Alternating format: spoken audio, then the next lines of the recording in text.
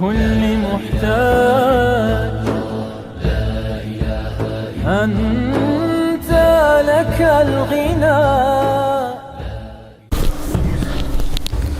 إن الحمد لله نحمده ونستعينه ونستغفره ونعوذ بالله من شرور أنفسنا ومن سيئات أعمالنا. من يهده الله فلا مضل له ومن يضلله فلا هادي له. وأشهد أن لا إله إلا الله وحده لا شريك له وأشهد أن محمدا عبد الله ورسوله. أما بعد فقد قال الله سبحانه وتعالى في كلامه المجيد القرآن الكريم: يا أيها الناس اعبدوا ربكم الذي خلقكم والذين من قبلكم لعلكم تتقون. فقال رسول الله صلى الله عليه وسلم في حديث أخرجه إمام ابن ماجه في كتابه قال عبد الله بن عمر: أقبل علينا رسول الله صلى الله عليه وسلم وقال: يا معشر المهاجرين، خمس إذا ابتليتم بهن وأعوذ بالله أن تدركهن لم تظهر الفاحشة في قوم قط حتى يعلنوا بها إلا فشا فيهم الطاعون والأوجاع التي لم تكن مضت فيه أسلافهم الذين مضوا ولم ينقصون المكيال والميزان إلا أخذوا بالسنين وشدة المؤونة وجور السلطان عليهم ولم يمنعوا الزكاة من أموالهم إلا منعوا القطر من السماء ولولا البهائم لم يمطروا ولم ينقضون عهد الله وعهد رسوله إلا سلط الله عليهم عدوا من غيرهم فأخذوا بعض ما في أيديهم ومن لم تحكم أئمتهم بكتاب الله ويتخيرون مما أنزل الله إلا جعل الله بأسهم بينهم. সমস্ত প্রশংসা নিবেদন করছি সেই আল্লাহ রব্বুল ইজ্জত ওয়াল জালালের জন্যে, যিনি আমাদেরকে এই সুন্দর অবয়বে আমাদেরকে সৃষ্টি করেছেন। আল্লাহ এই সুন্দর অবয়বে সৃষ্টি করে বলেছেন ফাআদালাক, তোমাদেরকে আদল সহকারে ইনসাফপূর্ণভাবে তোমাদেরকে সৃষ্টি করেছি। ফি আইয়ি সূরাতিম মা শাআ রাক্কাবাক, ফি আইয়ি সূরা এমন এক সূরত, এমন এক গঠন, এমন এক সুন্দর গঠন আল্লাহ দিয়েছেন। ফি আইয়ি সূরাতিম মা শাআ, যেভাবে তিনি চেয়েছেন, রাক্কাবাক, তোমাকে আল্লাহ গঠন করে বিভিন্ন জায়গা থেকে নিয়ে নিয়ে সৃষ্টি করেছেন। রাক্কাবাক, আল্লাহ বলছেন যে তোমাদেরকে একটা সূরত দান করেছেন। পৃথিবীর শুরু থেকে আজ পর্যন্ত ট্রিলিয়ন ট্রিলিয়ন যেই মানুষের সূরত, মানুষের যেই চেহারার বিভিন্ন আকৃতি প্রকৃতি, নাকের, চোখের, কানের, সব কিছু থেকে ইভেন আঙ্গুলের যেই আমাদের নখ, সমস্ত লক্ষ লক্ষ কোটি কোটি মানুষের এই নখের বিভিন্ন স্যাম্পল থেকে আল্লাহ একটি স্যাম্পল আপনার জন্য আমার জন্য বাছাই করেছেন। বাছাই করে মায়ের গর্ভে ওইভাবে তিনি লিখে দিয়েছেন যে এই সন্তানটি এই রকম হবে, এইভাবে হবে। ফি আইয়ি সূরা, এমন একটা সূরত, এমন একটা শাকল আমাদেরকে দিয়েছেন মাশা, যেভাবে তিনি চেয়েছেন। রক্কাবাক, তারকিব, রক্কাব ইউরাক্কিবু তারকিবান, তারকিব মানে হচ্ছে বিভিন্ন জায়গা থেকে নিয়ে একসাথে করা। আমরা বলি না জুমলা মুরাক্কাবা, অর্থাৎ বিভিন্ন জায়গা থেকে নিয়ে তারপরে গঠন করা। এই যে আল্লাহ শত কোটি মানুষ থেকে আল্লাহ আমাদের একটা সূরতকে তিনি মাশা, যেভাবে তিনি চেয়েছেন ওইরকম একটা সূরত, ওইরকম একটা গঠন আমাদেরকে দিয়েছেন। তো আল্লাহ বলছেন যে ইয়া আইয়ুহাল ইনসান, ওহে মানব সকল, সমস্ত মানুষদেরকে বলছেন মা গররাকা বিরব্বিকাল কারীম। সাউন্ডটা মনে হয় ক্লিয়ার লাগতেছে না, একটু আগে মানে যেরকম ছিল। মা গররাকা বিরব্বিকাল কারীম, কিসে তোমাদেরকে মহানুভব এই রবের থেকে বিভোর করে রাখলো, কিসে তোমাদেরকে এই গুরুরের ভিতরে ঢুকিয়ে দিল। এই যে আত্মম্ভরিতার মধ্যে তোমরা ডুবে আছো, নিজেদেরকে নিয়ে ডুবে আছো, তোমার রবের কথা নাই, তার রাসূলের কথা নাই, কেন তোমার এরকম হলো? অথচ ফি আইয়ি সূরাতিম মা শাআ রাক্কাবাক, তোমাকে এত সুন্দর একটা সূরত দেওয়া হয়েছে। খলাকাল ইনসানা ফি আহসানি তাকওয়িম, সবচেয়ে সুন্দর যেই তাকউইম, সবচেয়ে সুন্দর গঠনে মানুষকে সৃষ্টি করা হয়েছে, সেই আল্লাহরই তো সমস্ত প্রশংসা। রাসূলুল্লাহ সাল্লাল্লাহু আলাইহি সাল্লাম বলেছেন, ইন্নান নুতফাতা ইযা ইসতাকাররাত ফির রাহিম, একটা নুতফা, পুরুষের শুক্রাণু যখন এক নারীর গ্রহাণুর ভিতরে, নারীর জরায়ুর ভিতরে যখন এটা লেগে যায়, আহদারাহুল্লাহু কুল্লা নাসাবিন দুনা আদম, আদম থেকে এই পর্যন্ত, এই শিশু পর্যন্ত সমস্ত নাসাব, সমস্ত বংশ লতিকে আল্লাহ এই শিশুর মধ্যে একসাথে করে ফেলেন। এরপরে এখান থেকে বাছাই করেন, ফি আই সূরাতিন মা শাআ রাক্কাবাক, তিনি যেই সূরত চেয়েছেন আপনার জন্য, তিনি আমার জন্য যেই সূরত চেয়েছেন, সেখান থেকে আপনাকে আমাকে একটা পরিপূর্ণ ইনসান হিসাবে আমাদেরকে এই দুনিয়ায় আনেন। আল্লাহ বলছেন, ইয়া আইয়ুহাল ইনসান মা গররাকা বিরাব্বিকাল কারীম, কিসে তোমাকে রবের ব্যাপারে প্রতারণায় ফেললো, কোন জিনিস তোমাকে রব থেকে দূরে সরিয়ে দিল, সেই জিনিস নিয়ে আমরা আলোচনা করব। আজকে আমার আলোচনার বিষয় হচ্ছে উহুদ যুদ্ধ থেকে মুসলমানদের শিক্ষা কি। উহুদ যুদ্ধ থেকে মুসলমানদের শিক্ষা কি? উহুদ যুদ্ধ কবে হয়েছে? কোন মাসে? উহুদ যুদ্ধ কোন মাসে হয়েছে?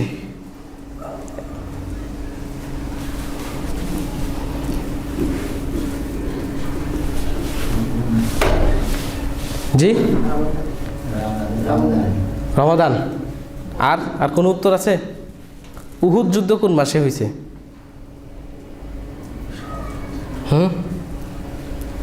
উহুদ যুদ্ধ শাওয়াল মাসে। শাওয়াল মাসে। রমাদান মাসে কোন যুদ্ধ হয়েছিল? হ্যাঁ, বদর যুদ্ধ।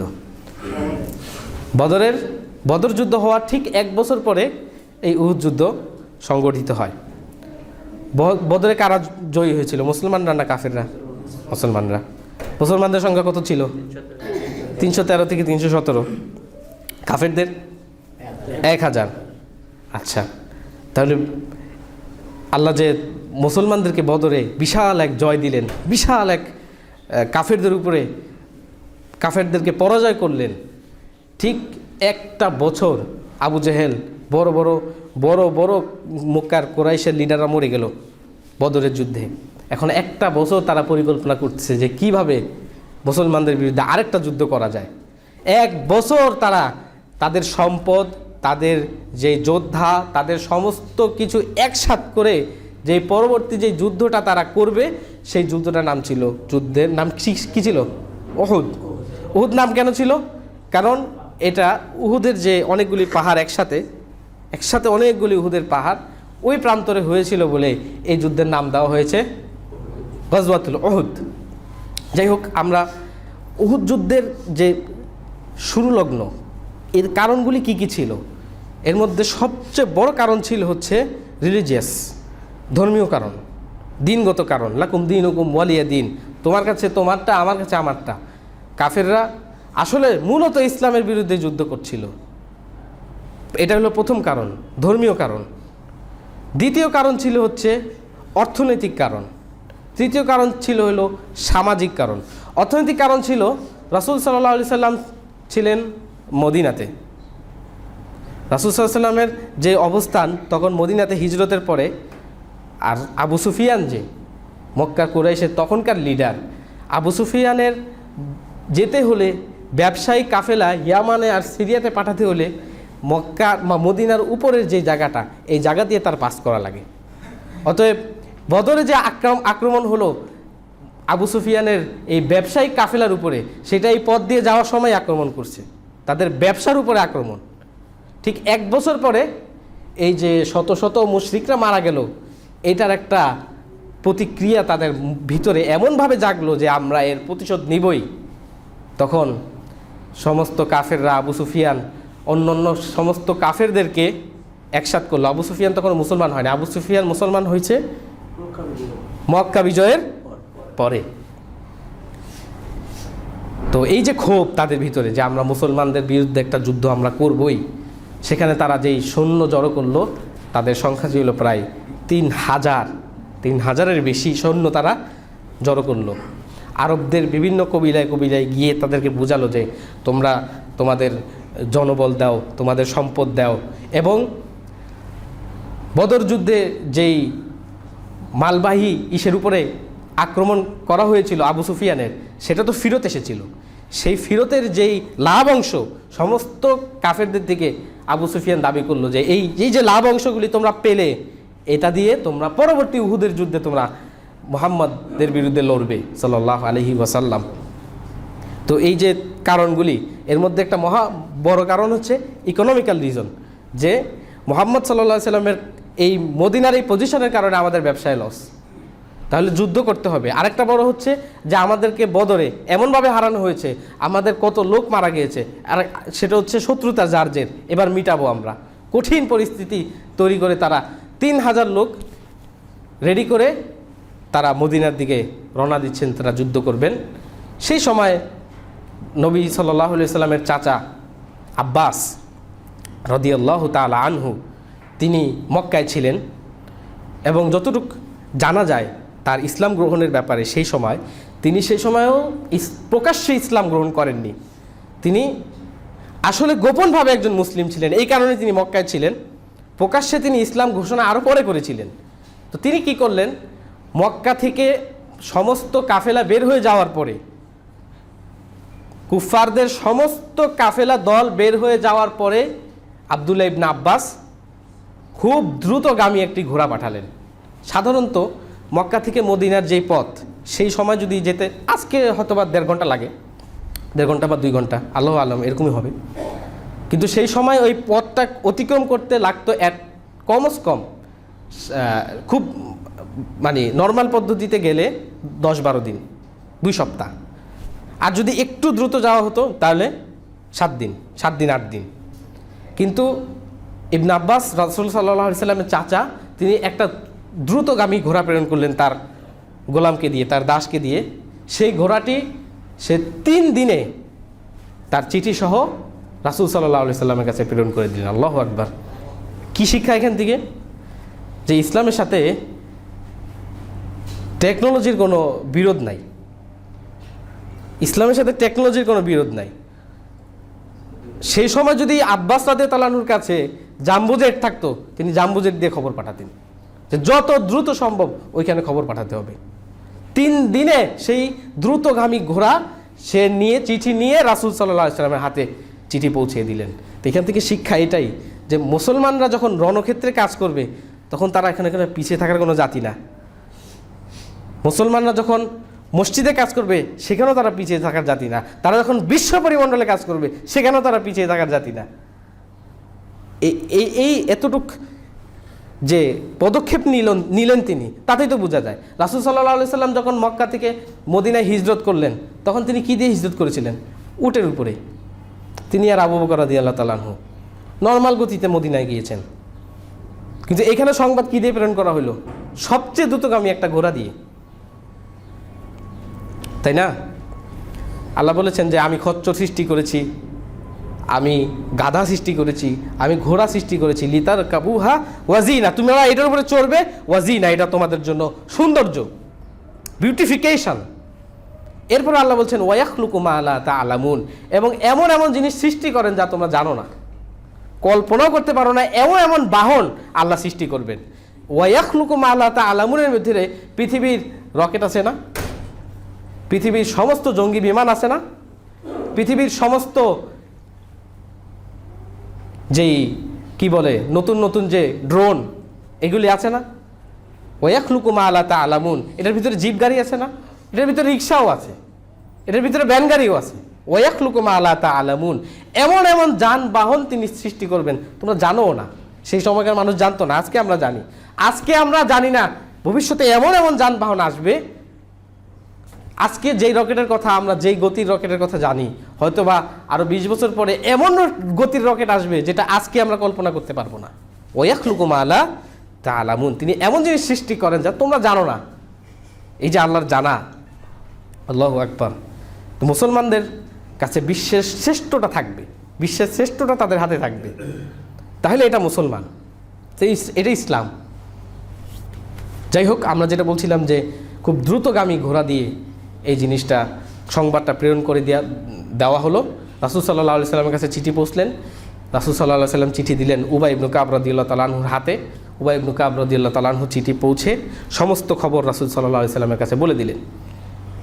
এবার দেখতে হবে যে আর্মি জেনারেল, এখানে আর্মি জেনারেলের ভূমিকা রাসূল সাল্লাল্লাহু আলাইহি সাল্লাম কী করছেন। রাসূল সাল্লাল্লাহু আলাইহি সাল্লাম সমস্ত সাহাবীদেরকে আমভাবে মদিনায় এই খবর ঘোষণা দিতে বললেন না, সে খবরটাকে ঘোষণা দেওয়ার আগেই মজলিস শুরা ডাকলেন, যে আমার শুরার সাহাবী যাদের সাথে এই বিষয়ে আলোচনা করা হয়, শুরা যাদের সাথে পরামর্শ করা হয়, তাদেরকে ডাকো। তাদেরকে ডাকলেন, এই যুদ্ধের কথা বললেন যে এইভাবে মক্কার কুরাইশরা তারা সমস্ত বাহিনী নিয়ে মুসলমানদের বিরুদ্ধে যুদ্ধ করার জন্য রেডি, এখন আমরা কি করব, মজলিসে শুরা তোমরা বলো। তাহলে এখান থেকে বিভিন্ন সাহাবীরা রাসূল সাল্লাল্লাহু আলাইহি ওয়াসাল্লাম সহ যুদ্ধের বিভিন্ন পরিকল্পনা চলছে। আচ্ছা, এই যে খবর আসলো তার কাছে, একটা খবর ওয়াহিদ, একজন একটা খবর নিয়ে এসেছে, খবরটা তো মিথ্যা হতে পারে, তাই না? রাসূল সাল্লাল্লাহু আলাইহি ওয়াসাল্লাম কিন্তু শুধুমাত্র তার চাচার সংবাদের উপরে নির্ভরশীল ছিলেন না। তিনি কি করলেন, তিনি সাথে সাথে বেশ কিছু গোপন স্পাই পাঠিয়ে দিলেন দেখার জন্য যে আসলে কি মক্কার কুরাইশরা, কাফেররা কি আমাদেরকে আক্রমণ করতে আসছে কিনা। হতে পারে না সংবাদটা 100% মিথ্যা, অথবা সংবাদের মধ্যে কোনো গলদ থাকতে পারে, এটাও হতে পারে। তো এই কারণে রাসূল সাল্লাল্লাহু আলাইহি ওয়াসাল্লাম গোয়েন্দা পাঠিয়ে দিয়ে খবর নিয়ে আসলো। তার কাছে খবর আসার পরে তারপরে তিনি কনফার্ম হলেন যে হ্যাঁ, যুদ্ধ আমাদের হবে। সাহাবীদেরকে ডাকলেন, এরপরে পরামর্শ হলো যে যেহেতু মদিনার ভিতরে তারা মদিনাতে আক্রমণ করতে আসবে, আমরা মদিনার চতুর্দিকে, মদিনার রাস্তাঘাটেই মদিনার ভিতরে আমরা যুদ্ধ করব। এই দেওয়া হলো, মহিলারা ছাদে থাকবে, তারাও আমাদের সাথে যুদ্ধে অংশগ্রহণ করবে, তারা ছাদের থেকে পাথর নিক্ষেপ করবে, আমরা মদিনার সমস্ত রাস্তাঘাট চিনি, আমরা মদিনার ভিতরে যুদ্ধ করব। তো তখন মুনাফিকদের যে সর্দার, তিনি বললেন যে জি, এটা খুব ভালো পরামর্শ আপনি দিয়েছেন। রাসূল সাল্লাল্লাহু আলাইহি সাল্লামকে বললেন। এটা বলার পিছনে কারণটা ছিল কি, মুনাফিকদের সবসময় যেই নিয়মটা ছিল যে তারা কোনো সময় যুদ্ধে যেতে চায় না।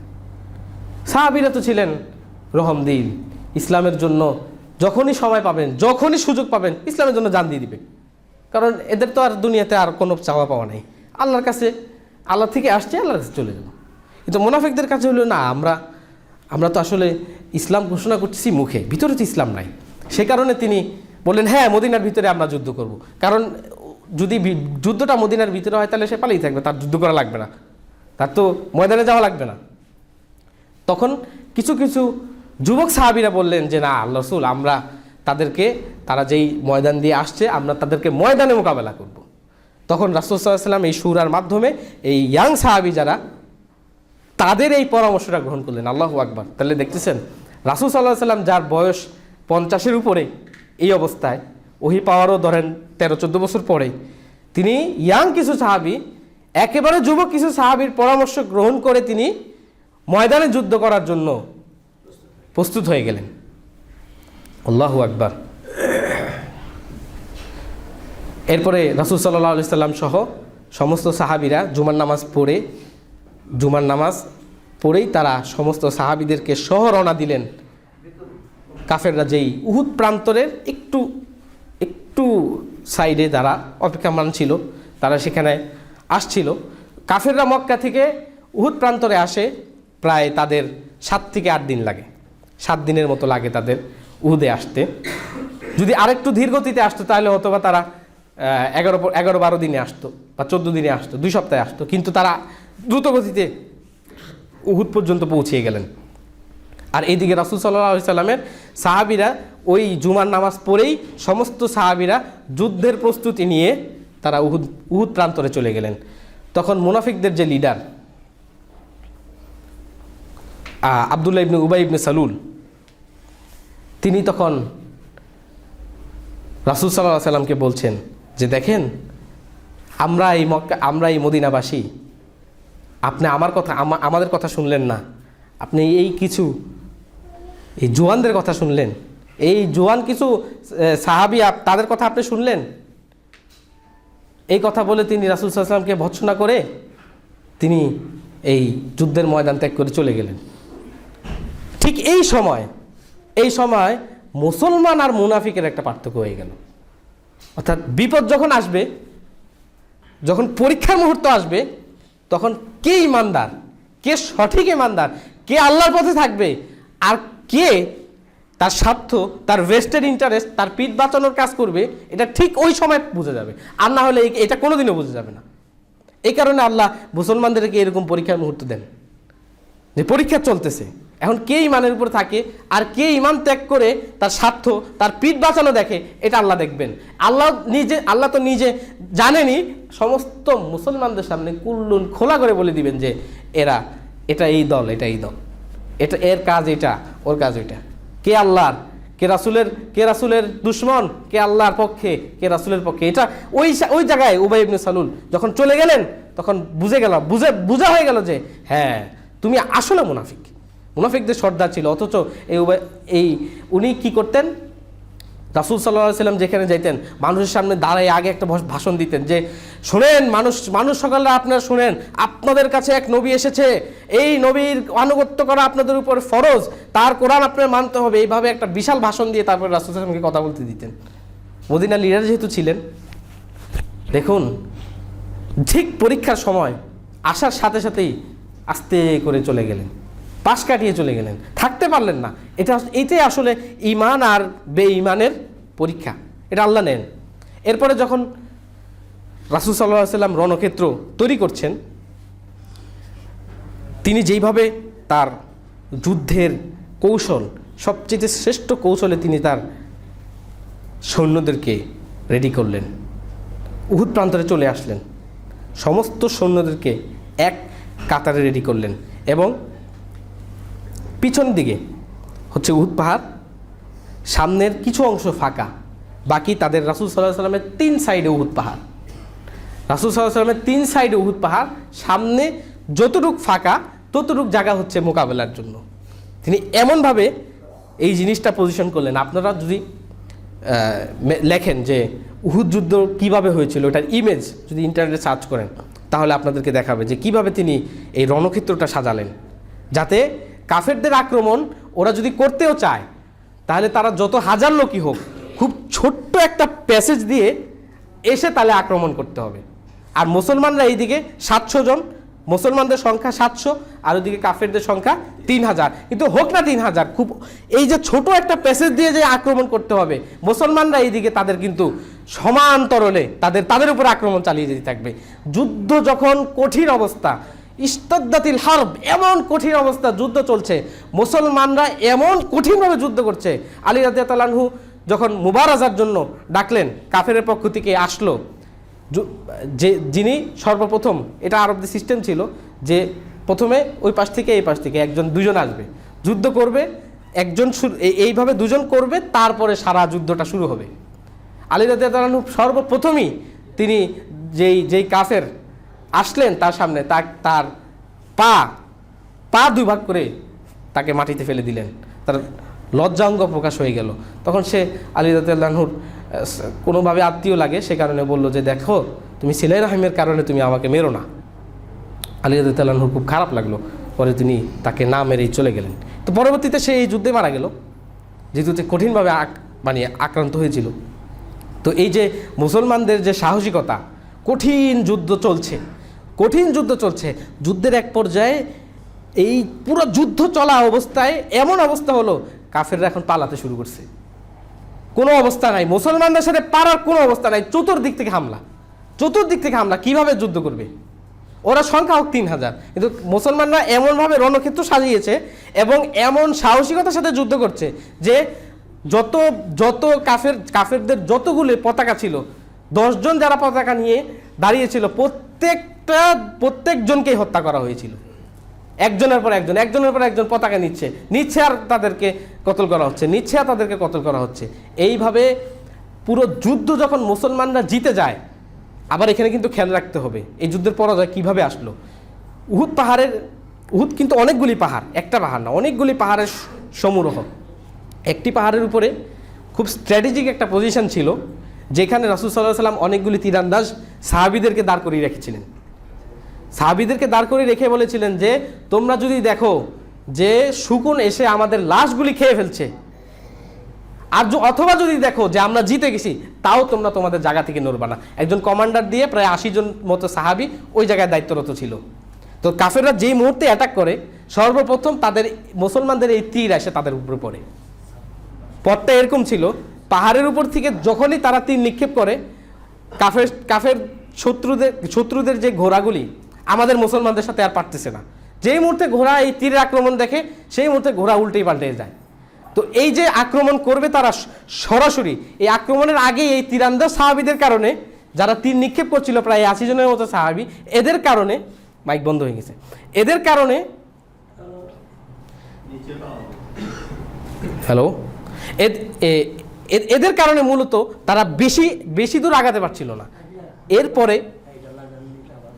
এরপরে যেটা হলো যে যেই মুহূর্তে সাহাবিরা যুদ্ধ জিতে যাচ্ছিল, কাফেররা পালাচ্ছিল, কাফেররা ময়দান ত্যাগ করে চলে যাচ্ছে, সেইখানে খালিদ ইবনে সাইফুল্লাহ সহ ইকরামা ইবনে আবু জাহাল যারা এবং আবু সুফিয়ান যারা যুদ্ধের কমান্ডার ছিল, তারা পর্যন্ত পালিয়ে চলে যাচ্ছে। কিন্তু খালিদ ইবনে সাইফুল্লাহ তিনি দেখছিলেন যে আসলে কি হচ্ছে। তিনিও পালাচ্ছেন, তিনিও চলে যাচ্ছেন, পিছ ফিরে চলে যাচ্ছেন, মক্কার দিকে চলে যাচ্ছেন, কিন্তু তিনি পিছনের দিকে দেখতেছেন যে এখনো রণক্ষেত্রের কি অবস্থা। কারণ খালিদ ইবনে সাইফুল্লাহ তিনি এক মহাযোদ্ধা ছিলেন। তিনি তার জীবনে তিনি বলেছেন, আমি কোনো যুদ্ধে হারিনি, এবং এই যুদ্ধের যে মুসলমানদের পরাজয়, এটা খালিদ ইবনে সাইফুল্লাহর কারণে। তিনি তখন ইসলাম গ্রহণ করেননি, তিনি ইসলাম গ্রহণ করছেন 9ম হিজরিতে। যাই হোক, তো আমরা যেটা বলছিলাম সেটা হচ্ছে যে এটার ব্যাটারি আছে, বুঝছেন, ব্যাটারিটা মনে হয় শেষ হয়ে গেছে। আপনি একটা ব্যাটারি আইনা দেন, দেখেন একটু ব্যাটারিটা দেখে দেন। যে খালিদ ইবনে সাইফুল্লাহ রাদিয়াল্লাহু তাআলা আনহু, তিনি তারা সহ সমস্ত কাফেররা যখন পিছু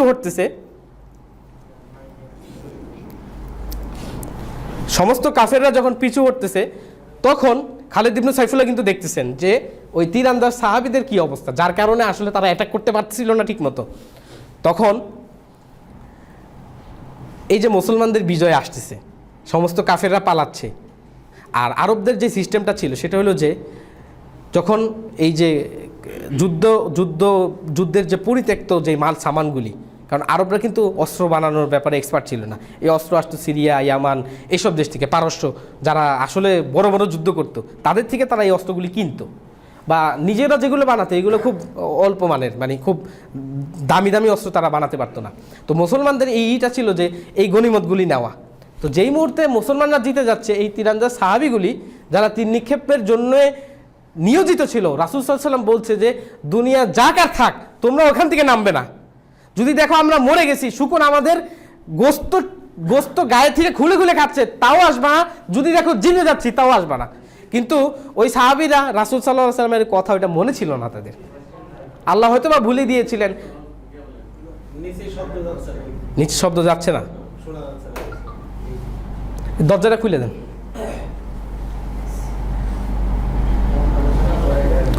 এটার ব্যাটারিটা গেছে কি? এটা ব্যাটারিটা লাগালে তো হয়ে যায়, ব্যাটারির দোকানে গেলেই তো আনা যায়।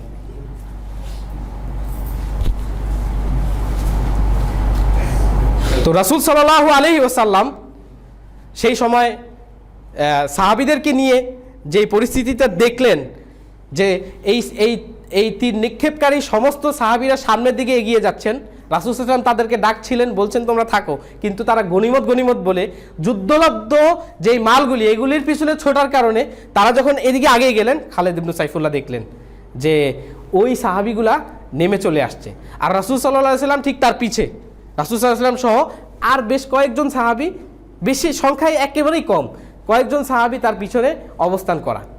তখন খালিদ ইবনে সাইফুল্লাহ সেই মুশরিকিনদের মধ্যে 3000 থাকা সত্ত্বেও তারা তো সব পালাচ্ছে, মুশরিকিনদের মধ্যে মাত্র 150 থেকে 200 সাহাবী, 150 থেকে 200 যোদ্ধা নিয়ে তিনি আবার রওনা করলেন। আবার রওনা করে তিনি পিছনের দিক দিয়ে এই পাহাড়ের পিছন দিক দিয়ে গিয়ে এই তীরদারদেরকে তীর নিক্ষেপের দায়িত্ব ছিল, তাদের মধ্যে মাত্র 5 থেকে 7 জন বাকি ছিল, তাদেরকে হত্যা করলেন। এরপরে গিয়ে কাফেররা রাসূল সাল্লাল্লাহু আলাইহি সাল্লামের উপরে অ্যাটাক করলেন। আল্লাহু আকবার। সেই অ্যাটাকে রাসূল সাল্লাল্লাহু আলাইহি সাল্লামের যে দাঁত মোবারক, একটি দাঁত মোবারক পড়ে যায়, রাসূল সাল্লাল্লাহু আলাইহি সাল্লামের মুখের উপরে আঘাত হয়, রাসূল সাল্লাল্লাহু আলাইহি সাল্লামের চেহারা দিয়ে রক্ত ঝরতে থাকে। তখন রাসূল সাল্লাল্লাহু আলাইহি সাল্লাম বললেন যে সেই জাতির কি হবে যেই জাতি তার নবীকে এভাবে রক্তাক্ত করে। আল্লাহ। তারপরে একদল সাহাবী আল্লাহর রহমতে রাসূল সাল্লাল্লাহু আলাইহি সাল্লামের চতুর্দিক ঘেরাও করে কাফেরদের সাথে লড়াই করতে করতে করতে করতে রাসূল সাল্লাল্লাহু আলাইহি সাল্লামকে বাঁচিয়েছেন। এরপরে ওনাকে একটা গুহায় নিয়ে আল্লাহ তাকে প্রোটেকশন দিয়েছেন, না হলে রাসূল সাল্লাল্লাহু আলাইহি সাল্লামের জীবনটা সেই দিন হুমকির মুখে পড়ে যেত। এবং রাসূল সাল্লাল্লাহু আলাইহি সাল্লামের জীবনে সবচেয়ে কষ্টদায়ক যে মুহূর্তগুলি ছিল এর মধ্যে একটি ছিল হচ্ছে তায়েফের ঘটনা, আরেকটি এই উহুদের এই ঘটনাটি। তাহলে আমরা এখানে কি জিনিস শিখলাম? আমরা এখানে কি জিনিস শিখলাম? আমরা শিখলাম নিচে আপনার এখানে নিচ থেকে আরও কিছু লোক আসুক, কোনো উপরে জায়গা আছে, আপনারা সামনে চলে আসেন। নিচ টাওয়ার থেকে আপনারা 10-12 জন পাঠান, আপনারা সামনে চলে আসেন, অনেক জায়গা আছে। সামনে আসেন, সামনে আসেন, সামনে চলে আসেন। এখানে এখানে এখানে আসতে পারবেন। এদিকে চলে আসেন, এদিকে চলে আসেন।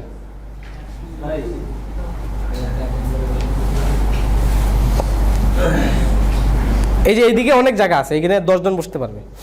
আরো সামনে আসেন, আরো সামনে আসেন। নিচ থেকে বাইরে উপরে চলে আসেন, নিচ থেকে 20 জন বাইরে উপরে চলে আসেন। আরো সামনে আসেন, আরো সামনে আসেন। এই যে এখানে অনেক জায়গা, এখানে অনেক জায়গা।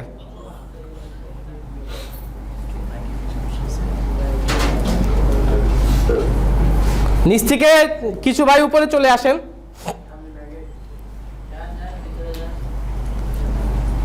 তো আমরা যে বলছিলাম যে মুসলমানদের যে পরাজয়টা এই উহুদের দিনে ঘটলো শুধুমাত্র রাসূল সাল্লাল্লাহু আলাইহি সাল্লামের একটা নির্দেশ, একটা আদেশ যে তোমরা এখানে অবস্থান করবে, এই অবস্থান তোমরা কিছুতেই ত্যাগ করবে না, তোমাদের মানে তোমাদের কিছু থাক আর না থাক, তোমরা যে অবস্থান ত্যাগ করবে না, এই যে একটা নির্দেশ মানা হলো না, সেই কারণে মুসলমানরা এই যুদ্ধটা হেরে গেল।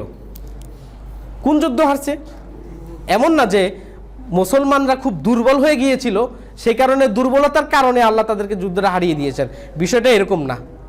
বিষয়টা হচ্ছিল এই যে মুসলমানরা এই যুদ্ধটা জিতে গিয়েছিল, সেই জিতা যুদ্ধটা শুধুমাত্র দুনিয়ার কিছু এই গনিমতের মাল তারা সংরক্ষণে নিতে চেয়েছিল দেখে তারা এই যুদ্ধটা হেরে গেল। তাহলে এখানে আমরা কি জিনিস শিখলাম এই যুদ্ধ থেকে? মুসলমান কখন হেরে যায়? মুসলমান সর্বপ্রথম হেরে যায় রাসূলের কমান্ডমেন্ট না মানলে, রাসূলের আদেশ নিষেধ না মানলে সেই জায়গায় মুসলমান হেরে যায়। এক কাজ করেন, এই মাইকটার সাথে কানেকশন দেন না, এই মাইকটার সাথে,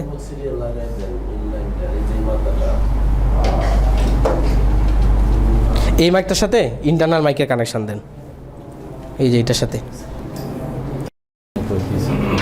পিছনে লাগানো না, ওই যে ওইটা, হ্যাঁ হ্যাঁ, দেখেন কাজ করে কিনা।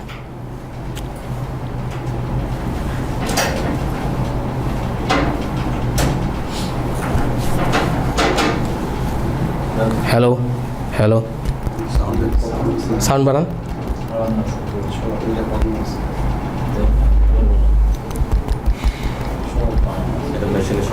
আচ্ছা দেন, বড়টাতে দিয়ে দেন। যাই হোক, আল্লাহ আমাদেরকে আমাদের সামনে একটা সমস্যা দেখা দিচ্ছে, সেটা হচ্ছে যে আমাদের মাইকের সমস্যা।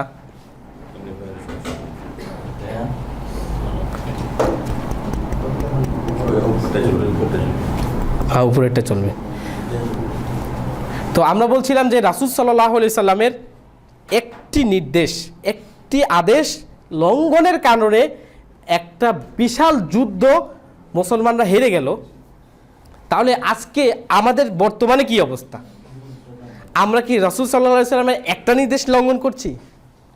আমরা রাসূল সাল্লাল্লাহু আলাইহি সাল্লামের হাজার হাজার নির্দেশ লঙ্ঘন করছি, থাউজেন্ডস অ্যান্ড থাউজেন্ডস, হাজার হাজার নির্দেশ লঙ্ঘন করার পরে আমরা যদি বলি যে আল্লাহ কেন মুসলমানদের দিকে দেখেন না, আল্লাহ কি নাই? এই যে কথাগুলি আমরা বলি, এই কথাগুলি কি ইমানের কথা নাকি? যখন সারা বিশ্বে মুসলমানরা নির্যাতিত হন, তখন আমাদের মনে খালি প্রশ্ন আসে যে আল্লাহ কি দেখে না? সিরিয়ায় এইভাবে মুসলমান মারা যাচ্ছে, আল্লাহ কি দেখে না? মিশরে মুসলমানদের এরকম অবস্থা, আল্লাহ কি দেখে না? ইন্ডিয়াতে মুসলমানদের এরকম অবস্থা, আল্লাহ কি দেখে না? মিয়ানমারে মুসলমানদের এরকম অবস্থা, আল্লাহ কি দেখে না? আমি আপনাদেরকে একটা প্রশ্ন করি, রাসূল সাল্লাল্লাহু আলাইহি ওয়াসাল্লামের দাঁত মোবারক যখন ভেঙে গিয়েছিল, চেহারা দিয়ে দরিয়ে রক্ত পড়ছিল, আল্লাহ কি দেখে নাই? আল্লাহ দেখছিল কিনা আপনি বলেন, সবাই বলেন, আল্লাহ দেখছিল? আল্লাহ কোথায় ছিল? যখন হোসেন রাদিয়াল্লাহু আনহুকে কারবালার ময়দানে ওনার বিরুদ্ধে যুদ্ধ করা হলো, ওনাকে হত্যা করা হলো, আল্লাহ কি দেখে নাই? ঈসা আলাইহিস সালামকে যখন শুলে চড়ানো হলো, আল্লাহ কি দেখে নাই? মুসা আলাইহিস সালামকে যখন ফেরাউন এত ধরনের আযাবের মধ্যে রাখলো, আল্লাহ কি দেখে নাই? হ্যাঁ, আল্লাহ দেখে। আল্লাহ দেখার একটা টাইম আছে, আল্লাহ দেখার একটা টাইম আছে। বান্দার সমস্ত প্রচেষ্টা যখন শেষ হয়ে যায়, আর কিছু করতে পারতেছে না বান্দা, তখন আল্লাহ সাহায্য আসে, ঠিক কিনা? এর আগে আল্লাহ সাহায্য এত সহজ? আমি বসে আছি, আল্লাহ একেবারে আকাশ থেকে ধান নাজিল করবে, গম নাজিল করবে, আল্লাহ বলবে যে বান্দা তুমি খাও, তুমি ঘরে বসে থাকো, আমি তোমাকে রিজিক দিব। রিজিকের মালিক আল্লাহ, রিজিকের মালিক আল্লাহ। কিন্তু আপনি যদি ঘরে বসে থাকেন, অফিসে না যান, আপনি যদি ঘরে বসে থাকেন, কলকারখানায় না যান, তাহলে আপনাকে রিজিক কে দিবে? রিজিক আপনার পকেটে কিভাবে আসবে? আল্লাহ একটা পদ্ধতি দিয়েছেন। আল্লাহর সুন্নাহ হচ্ছে, আল্লাহ কোনো মুসলমানকে বিজয় দিবেন না যতক্ষণ না পর্যন্ত আহদাল্লাহ আহদা রাসূলিহি, আল্লাহর সাথে রাসূলের সাথে যে চুক্তি আমাদের হয়েছে, এই চুক্তি আমরা 100% বাস্তবায়ন না করব। যদি আমরা 90%ও করি, 95% করার চেষ্টা করি, তখন 5% আল্লাহ দেখবে।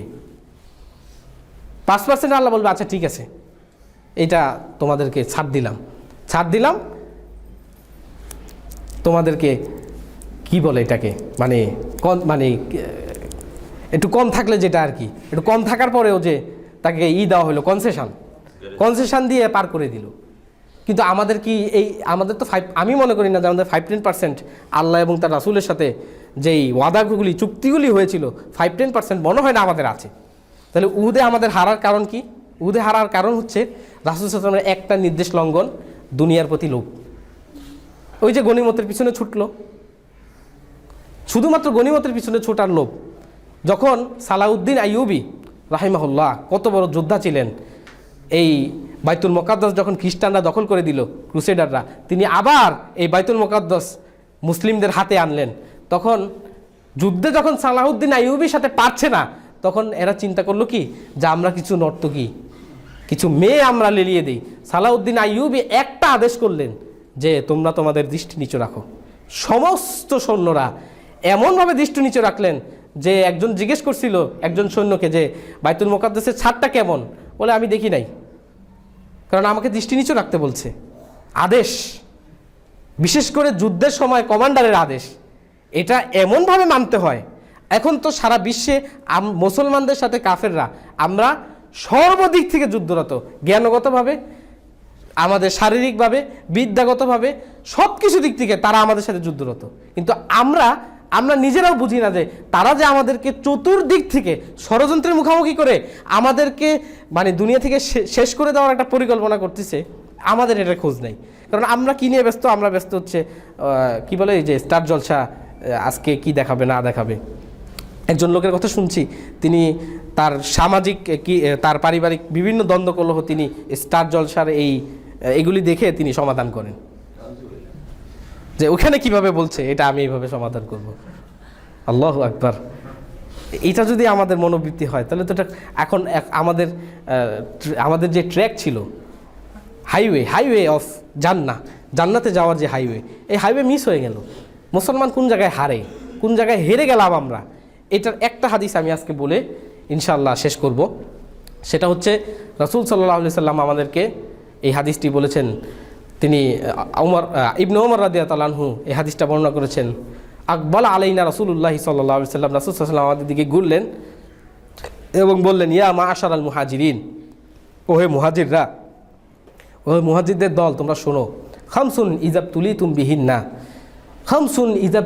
বিহিন্না, এই 5টি বিষয়ের ব্যাপারে তোমাদেরকে তোমাদেরকে যখন পরীক্ষা করা হবে, ওয়া আউযু বিল্লাহি আন তুদরিকুহুন্না, আর আমি আল্লাহর কাছে পানা চাই যে এই বিষয়ে তোমরা পেয়ে যাও, এই বিষয় তোমাদেরকে আক্রান্ত করুক। এর মধ্যে প্রথম বিষয়টি তিনি খুব জোরালোভাবে আমাদের এই বিশ্ব পরিস্থিতিতে যে জিনিস চলছে দেখবেন, এই হাদিসটা বলার সাথে সাথে দেখবেন যে রাসূল সাল্লাল্লাহু আলাইহি ওয়াসাল্লাম মনে হয় আজকের যুগটাকে দেখেই তিনি 1400 বছর আগে বলে দিয়ে গেছেন। প্রথমটা বলেছেন লাম তাজহারিল ফাহিশাতু ফি কওমিন কত হাত্তা ইউলিনু বিহা, কোনো জাতিতে ফাহেসা, অশ্লীলতা, বেহায়াপনা এমনভাবে যদি ছড়িয়ে যায়, হাত্তা ইউলিনু বিহা, সমস্ত জায়গায়, হাটে বাজারে নগরে বন্দরে পত্রিকায় টেলিভিশনে তাদের রেডিওতে সব কিছুতে অশ্লীলতায় যদি সব কিছু ছেয়ে যায়, ইল্লা ফাশা ফিহি মা তাউন ওয়াল আউজা উল্লাতি লাম তাকুন মাদাত ফিহি আসলা ফিহিমুল্লাযিনা মাদাউ, তাহলে তাদের মধ্যে আত-তাউন ওয়াল আউজা, আউজার ব্যাখ্যা আগে করব। আউজা হচ্ছে বিভিন্ন রোগ ব্যাধি, আরবিতে আউজা বলা হয় হলো রোগ অসুস্থতা, বিভিন্ন রোগ ব্যাধিতে তাদের আক্রান্ত করবে। এরপরে বলছেন তাউন হচ্ছে মহামারী, যে একজনকে ধরলে সবাইকে ধরে, একজনকে ধরছে কাউকে রক্ষা করে নাই, এক গ্রামের লোককে ধরছে সবাইকে মারছে, এটা হচ্ছে তাউন, মহামারীর মতো। তাহলে এই যে অশ্লীলতা করলে যে দুইটা জিনিস হবে, এটা রাসূল সাল্লাল্লাহু আলাইহি ওয়াসাল্লাম বলছে। এই জায়গায় কিন্তু আমরা হেরে গিয়েছি, মুসলিম উম্মার লোকেরা এই জায়গায় হেরে গিয়েছি, যে বিভিন্ন অসুখ, এই যে গনোরিয়া, তারপরে সিফিলিস, তারপরে এইডস তো সারা পৃথিবীতে আজকে সবচেয়ে বড় ধরনের এক মহামারী। তারপরে আরও যে নতুন নতুন কত রকমের রোগ, উন্নত বিশ্ব যেটাকে বলা হয়, পাশ্চাত্য বিশ্বে 5 জনে 1 জন এসটিডিতে আক্রান্ত, সেক্সুয়ালি ট্রান্সমিটেড ডিজিজ। অর্থাৎ এই যে ডিজিজগুলা, এগুলো যে কত শত, এগুলোর নামও আজকে আমরা জানি না। কারণ কি, একটা লোকের বিবাহর পূর্বেই এভারেজে 10 থেকে 12টা মেয়ের সাথে সম্পর্ক, তাহলে তো এই রোগ হবেই। কারণ আল্লাহ এটাকে, এই নারী পুরুষের এই আকর্ষণটাকে এমনভাবে সেট করেছেন যে এটা যদি বৈধ খাতে না যায়, অবৈধ খাতে যায়, তাহলে পুরো বিশ্ব এমন এক মহামারীতে পড়বে। এই মহামারীর কথাই রাসূল সাল্লাল্লাহু আলাইহি ওয়াসাল্লাম বলেছেন। এইডস বলেন, যত রকমের এসটিডি বলেন, এসটিডি যেটাকে বলা হচ্ছে হাজারো রকমের রোগ বলেন, যৌন রোগ যেগুলোকে বলা হয়, এই রোগগুলোকে রাসূলের ভাষায় রাসূল সাল্লাল্লাহু আলাইহি ওয়াসাল্লাম বলেছেন আউজা আর তাউন, মহামারী আর রোগ ব্যাধি। তাহলে এই বিষয়কে আমরা আমাদের চোখে দেখি কিনা, দেখতেছি কিনা? দেখতেছি। এরপর রাসূল সাল্লাল্লাহু আলাইহি ওয়াসাল্লাম বলেছেন ওয়ালাম ইয়ামকুসুনা আল মিকিয়াল ওয়াল মিজান, আর তারা যদি তাদের মিকিয়াল ওয়াল মিজান, এটা হলো মাপ, তাদের বাটখারা, তাদের কিলোগ্রাম ওজন করার যে মেশিন, এখানে যদি নাকস করে, ইয়ানকুসুন, যদি এখানে কম করে, হ্যাঁ, যেটা 10 কেজি সেটা যদি ওর দেখায়, মিটারে দেখায় 12 কেজি, যেটা প্যাকেটে আটা ছিল লেখা 1 কেজি, আসে 800 গ্রাম, যদি এই কাজ করে, ইল্লা উখিজু বিসসিনিন ওয়া শিদ্দাতিল মাউনাতি ওয়া জাওরিস সুলতানি আলাইহিম ইল্লা উখিজু বিসসিনিন। সিনিন মানে কি জানেন? এই যে মানুষ ভুকা মারা যায় না, আমাদের বাংলাদেশ স্বাধীন হওয়ার পরে যে মানুষ, শত শত মানুষ, লক্ষ লক্ষ মানুষ মারা গিয়েছিল, কিসের কারণে? দুর্ভিক্ষ। আল্লাহ বলছেন, রাসূল সাল্লাল্লাহু আলাইহি ওয়াসাল্লাম বলছেন যে যখন তোমরা মাপে কম দিবা, তোমাদেরকে দুর্ভিক্ষে আক্রান্ত করবে। আজকে মুসলিমদের শত শত দেশ, বহু শত শত এলাকা, শত শত জায়গায় এমন লোক আছে যারা 5 দিনে 10 দিনে খেতে পারে না। আফ্রিকার এমন মানুষ দেখবেন যাদের পেট আর পিঠ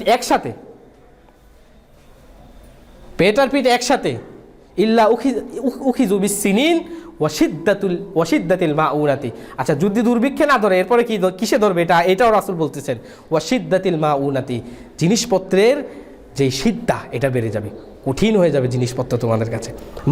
মাউনা হচ্ছে সাধারণ যেই পণ্য, ডাল চাল তরকারি যেগুলো আমাদের দৈনন্দিন লাগে, এগুলোর দাম আল্লাহ বাড়িয়ে দিবেন।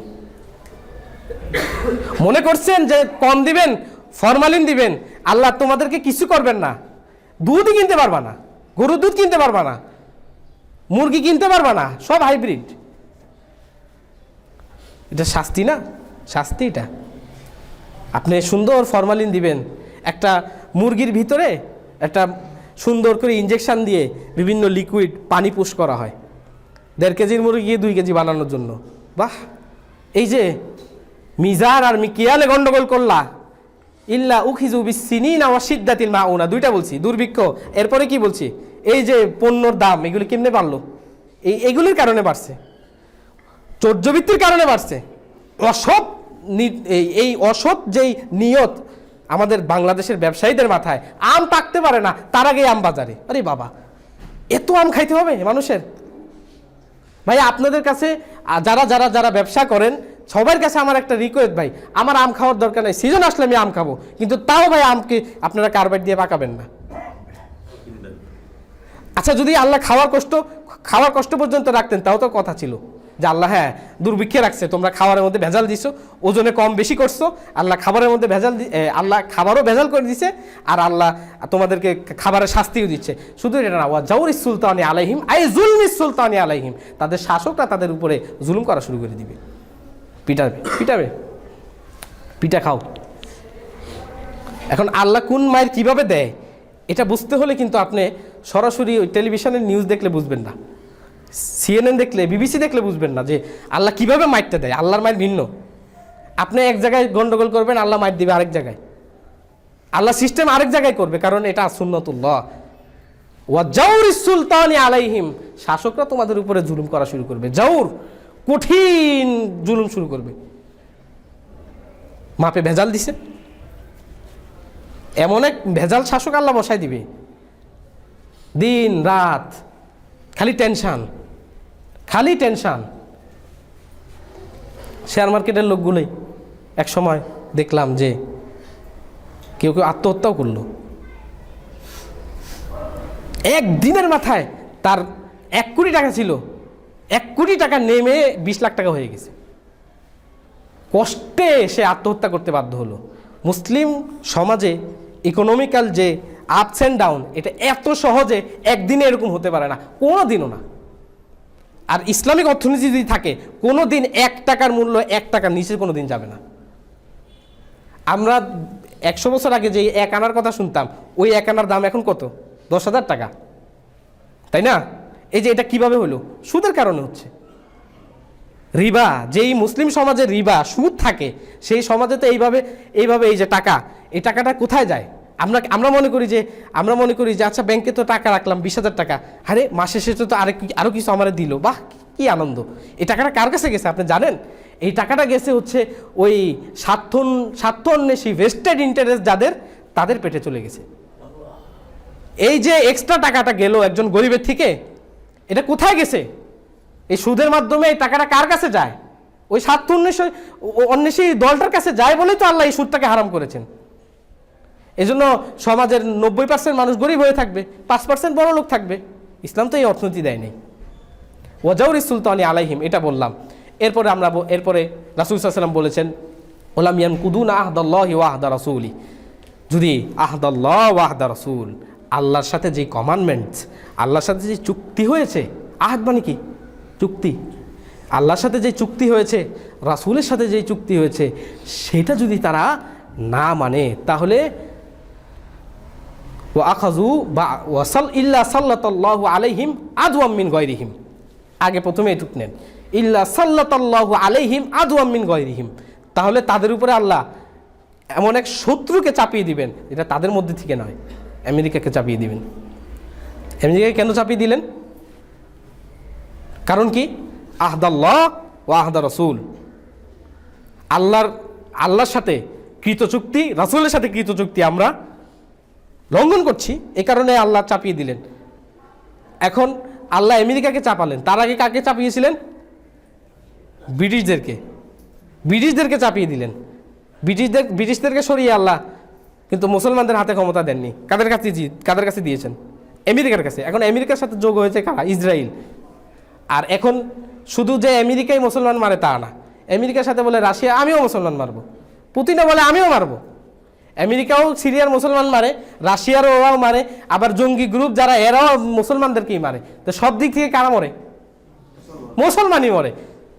তাহলে এই যে আল্লাহ বললেন যে ফাখাযু বা'দ ইল্লা সাল্লাল্লাহু আলাইহিম আদওয়াম মিন গায়রিহিম, তাদের মধ্যে থেকে নয়, তাদের বাইরে থেকে এক শত্রু আল্লাহ তাদেরকে লাগিয়ে দিবেন, শত্রু তাদের উপরে জয়ী করে দিবেন।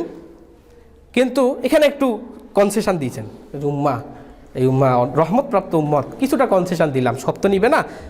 ফাখাযু বা'দ মা ফি আইদিহিম, তাদের হাতে যা ছিল তার থেকে অনেক কিছু নিয়ে যাবে, সব নিবে না। আমাদের হাতে যা ছিল, আমাদের যে স্বাধীনতা ছিল, আমাদের যে কথা বলার অধিকার ছিল, আমাদের যে স্বাধীন একটা কালচার ছিল, এটার অনেক অংশ তারা নিয়ে অল্প কিছু যেটা যেটা থাকলে কোনো সমস্যা নাই এতটুকু রেখে বাকিটা নিয়ে গেছে। এটা কিছুটা কনসেশন দিছে রাসূল সাল্লাল্লাহু আলাইহি ওয়াসাল্লাম হাদিসের মধ্যে। এই দ্বিতীয় কথায় ফাখাযু বা'দা মা ফি আইদিহিম, তাদের হাতে যা ছিল, মুসলমানদের ক্ষমতায় যা ছিল তার থেকে অল্প কিছু নিয়ে গিয়েছে। এটা তাহলে আমরা এই যখন আমরা এই তৃতীয়টা আলোচনা করলাম, এই চতুর্থটা আমরা বুঝে গেলাম যে তৃতীয়টা যে কিভাবে তাহলে আমরা যদি আল্লাহর সাথে রাসূলের সাথে কৃত চুক্তিটা আমরা না মানি, তাহলে কিভাবে আমাদের উপরে আল্লাহ শত্রু চাপিয়ে দিবেন। শত্রু কিন্তু আসল শত্রু না, এটা কিন্তু আল্লাহর বিচার, এটা কিন্তু আল্লাহর বিচার। কেন? আমাদেরকে আল্লাহর দিকে আনার জন্য, যাতে আমরা ফারুদ্দুহু ইলাল্লাহি ওয়া রাসূল, আল্লাহর দিকে রাসূলের দিকে ফিরিয়ে দেই সব বিষয়কে।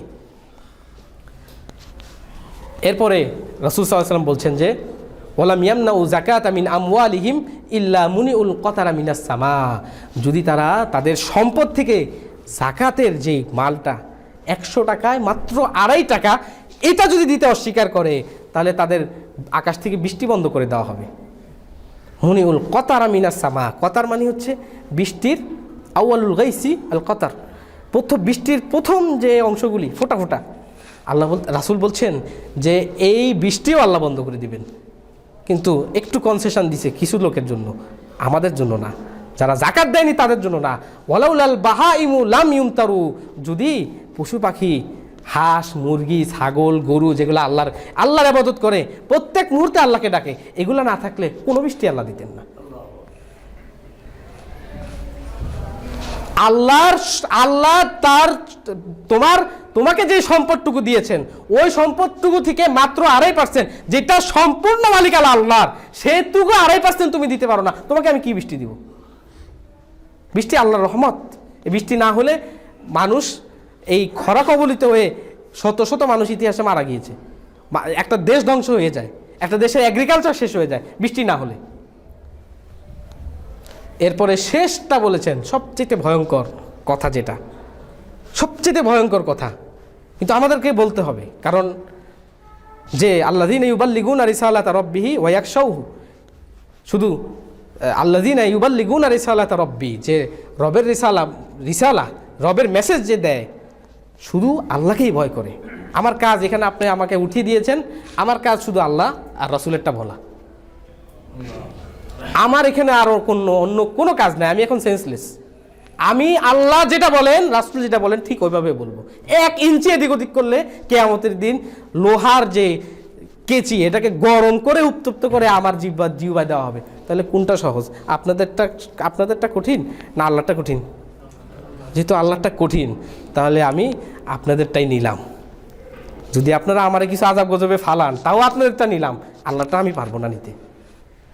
শেষেরটা বলছি, ওয়ামান লাম তাহকুম আইম্মাতুহুম বিকিতাবিল্লাহ ওয়ামান লাম তাহকুম আইম্মাতুহুম বিকিতাবিল্লাহি ওয়া ইয়াতাখায়্যারুনা মিম্মা আনজালাল্লাহ, যদি তোমাদের আইম্মারা, নেতারা, যারা শাসক গোষ্ঠী, তারা যদি আল্লাহর কিতাব দ্বারা, আল্লাহর যে বই, আল্লাহর যে কনস্টিটিউশন আল কোরআন, এটা দ্বারা যদি শাসন কর্ম পরিচালনা না করে, ওয়ায়াতাখায়্যারুনা মিম্মা আনজালাল্লাহ, এবং আল্লাহ যা নাজিল করেছেন এটা থেকে সমস্ত খায়ের, সমস্ত বরকত, সমস্ত ভালোটা বের করে আনার চেষ্টা না করেন, অর্থাৎ এইটা থেকে সমস্ত কল্যাণ আসবে, এই বিশ্বাস যদি তারা না করেন, ইল্লা জাআলাল্লাহু বাসাহুম বাইনাহুম, তাহলে আল্লাহ তোমাদের একে অপরকে এমন লাগানি লাগাবেন, এমন যুদ্ধের মধ্যে রাখবেন, যে তখন খালি কে যে কাকে মারে আমরা নিজেও বুঝবো না।